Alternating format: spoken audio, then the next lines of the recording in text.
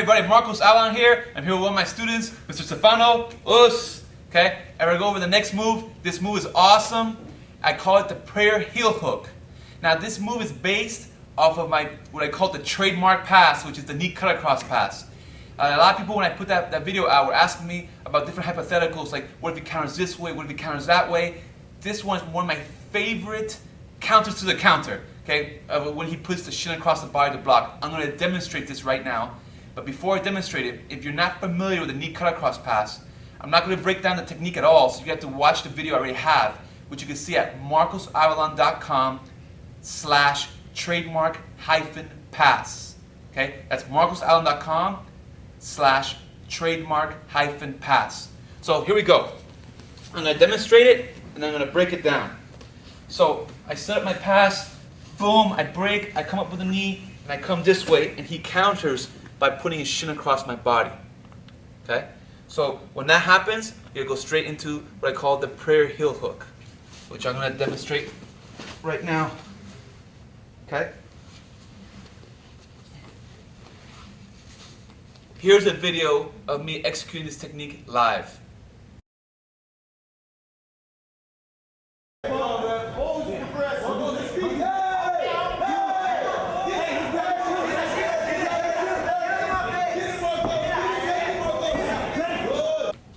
So let me break it down.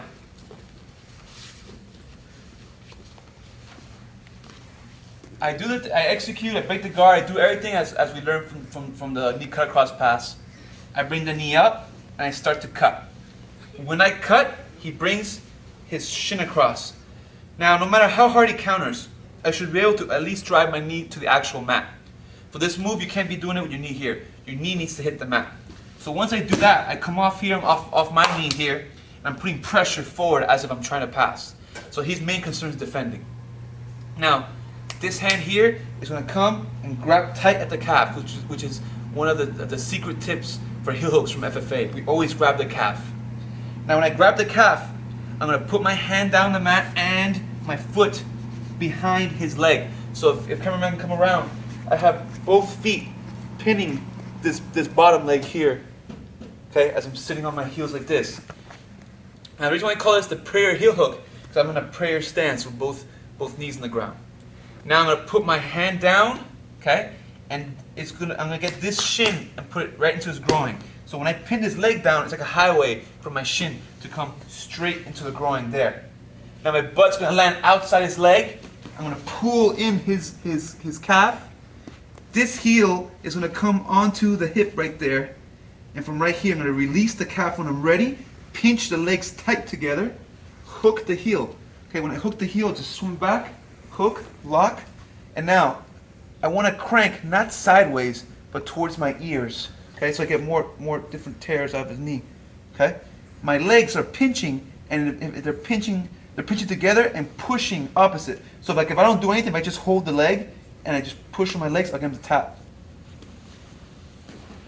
So before I break it down one more time, I want to emphasize that the heel hook is the most dangerous move to practice in jiu-jitsu and submission grappling, because there's a very thin threshold of pain versus damage. You know, arm bars and stuff, you can feel the pain before you tap.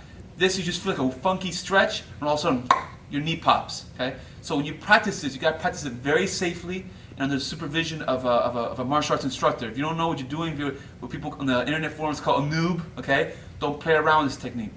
Now, even if you're experienced, okay, you have to always crank this move carefully. Do what I call posing for a picture. Go down, Stefano. Whenever we're drilling this, heel hooks in general, okay, whenever I'm drilling it, I act like I'm posing for a picture when I go for it, meaning I'm going slow, okay? I never go here and crank in training, never. Come here, crank, and crank slow. Cranking slow may end up with him escaping the move. That's fine. All it does in a training environment is allows him more time to work his counters. And, you know, he gets out, he gets out. If I can keep a spazzy guy, you know, and tap him out slow, it shows that I have better understanding of the technique. So always go very, very slow with heel hooks. If you don't want to tap and you have him in a tight heel, just let it go. All right? And if you're the guy in the heel hook, don't be the stupid one that's going to wait till his knee pops. Tap early. All right? So let me now Now that we emphasize the danger element of the move, let me break down the technique one last time. So I'm here, we break the guard, come across, he blocks. Step 1, grab the calf.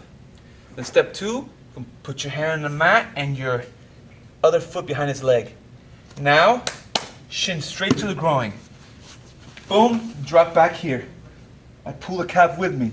If you watch his body, okay, when I come here, just look what happens to his body because of my grip on the calf. Okay? It pulls him into me like a vacuum cleaner. My toes on the foot here, I don't know if you can see Mr. Cameraman right there, curl into his butt like that. Okay, I don't leave it dangling here. I curl, like I'm putting my toes right into his butt. And this heel hooks right there. Pinch, scoop, put pressure against the knee as I crank this way towards my ears. Now, one common mistake that happens a lot with this technique is that people will come here, they'll set up the prayer position, they'll come here, but then their butt will fall between the legs. And you can still attack it, it's still a strong heel hook, but now he's got this extra leg to do things with.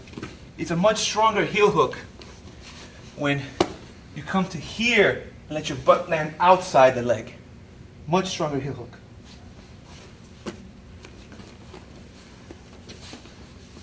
And like I said, practice these heel hooks with care. Also check with your martial arts instructors. A lot of schools have rules against heel hooks.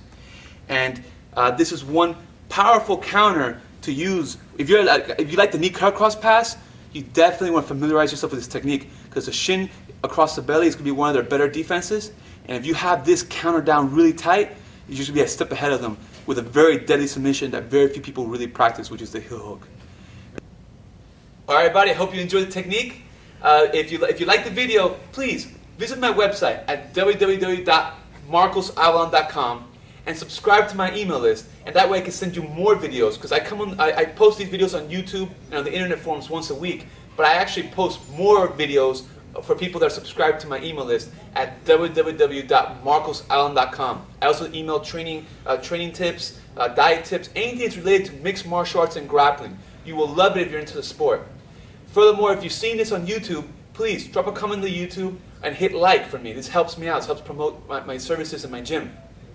If you're seeing this on the internet forum, please put up a positive post there, or simply post TTT, which means to the top, so that the thread goes back to the top so more people can see it. This helps me out as well.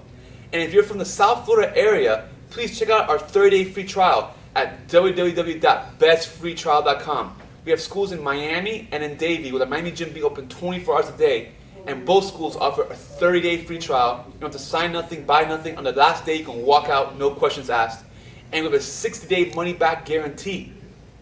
You can also give us a call at 1-888-FFA-GYMS, which spells out 1-888-332-4967. And if you're not from South Florida, visit www.marcosavellan.com. Thank you very much, everybody. Peace.